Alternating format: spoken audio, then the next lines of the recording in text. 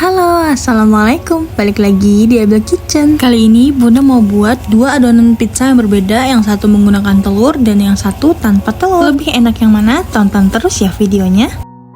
Yang pertama, di wadah ini saya membuat pizza tanpa telur. Terigu 225 gram. Saya pakai protein sedang, 1 sendok teh ragi, 1,5 sendok makan gula pasir. Aduk semua bahan kering hingga tercampur merata. Masukkan air 160 ml, aduk hingga tercampur merata, baru ditambahkan minyak 40 ml dan setengah sendok teh garam. Semua diaduk hingga tercampur merata. Kalau sudah tercampur merata, adonannya akan seperti ini. Saya akan resting adonannya kurang lebih 1 jam. Ditutup seperti ini ya teman-teman. Setelah didiamkan 1 jam, adonannya akan seperti ini, mengembang 2 kali lipat. Lalu siapkan alas kerja yang sudah ditaburi tepung terigu. Lanjut kita gilas menggunakan rolling pin.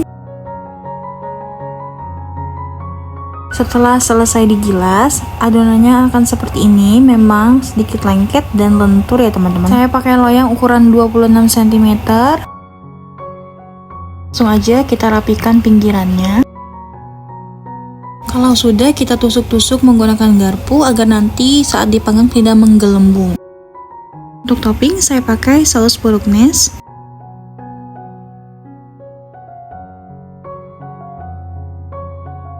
Dan untuk isiannya saya pakai smoked beef. Setelah itu saya pakai paprika. Nah ini kalau nggak suka boleh di skip, tapi menurut saya ini yang bikin enak ya teman-teman. Dan saya pakai sedikit mayones. Mayonesnya ini sudah saya masukkan ke plastik kiloan ya teman-teman. Kalau suka pedas bisa ditambah dengan saus sambal. Atau jika untuk anak-anak bisa diganti dengan saus tomat. Bahkan sedikit oregano, ini opsional. Karena saya mau membuat varian pizza cheese volcano, tengahnya saya pakai saus keju. Untuk saus kejunya saya cuma pakai keju oles yang merek Pro Cheese Freddy dan dimix dengan saus keju Prima Agung, dan ini dimasak hingga semuanya tercampur merata.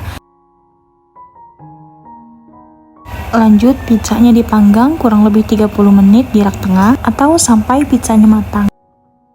Nah ini dia pizzanya udah matang. Saya mau dinginkan dulu dan lanjut ke adonan kedua. Adonan yang kedua saya ada terigu 275 gram atau 17 sendok makan, air 145 ml dan 35 gram margarin yang sudah dilelehkan. Tambahkan 1 butir telur ke dalam adonan cairnya. Tambahkan 1 sendok teh ragi instan, 1,5 sendok makan gula pasir. Untuk adonan keringnya tambahkan sejumput garam, lalu aduk hingga merata. Untuk adonan cairnya ditutup dan ditunggu 10 menit hingga berbuih. Kalau berbuih seperti ini tandanya raginya masih aktif. Langsung aja dituang ke adonan kering dan kita aduk-aduk sampai merata.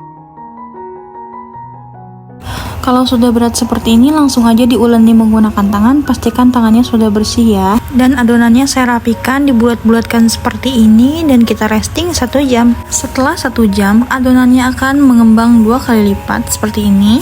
Pindah ke meja kerja yang sudah dialasi dengan tepung terigu, kita gilas dengan rolling pin. Kalau sudah rata, kita masukkan ke loyang yang sudah dialasi dengan margarin dan kita ratakan pinggirannya ya seperti ini. Kita lipat ke bagian dalam. Kalau sudah rata, kita tusuk-tusuk bagian tengahnya agar tidak menggelembung saat di oven. Di sini saya pakai saus bolognese. Taburkan smoked beef yang sudah dipotong-potong. Saya pakai topping bakso juga ya teman-teman. Taburkan paprika secukupnya dan sedikit mayones jika suka. Jangan ketinggalan saus sambalnya dan taburkan oregano. Lalu di sini saya tambahkan saus keju. Lalu kita panggang 30 menit di rak tengah. Kedua pizzanya sudah jadi, ada yang menggunakan telur dan tanpa telur. Tentu saja lebih mudah yang tanpa telur ya teman-teman, karena kalau yang pakai telur kita harus melelehkan dulu margarinnya. Tapi yang pakai telur ini karena dia pakai margarin dia lebih wangi ya. Ini saya coba potong yang menggunakan telur ya. Sedangkan ini yang tanpa telur, tengahnya menggunakan keju. Adonan yang menggunakan telur, kulitnya ini lebih kering, lebih mengkilat, dan lebih kokoh. Sedangkan yang tanpa telur ini dia lebih lembek. Keduanya sangat rekomen untuk dicoba. Sekian resep dari saya, semoga bermanfaat dan menginspirasi. Jangan lupa like, comment, and subscribe supaya tidak ketinggalan resep terbaru dari Eva Kitchen. Enjoy!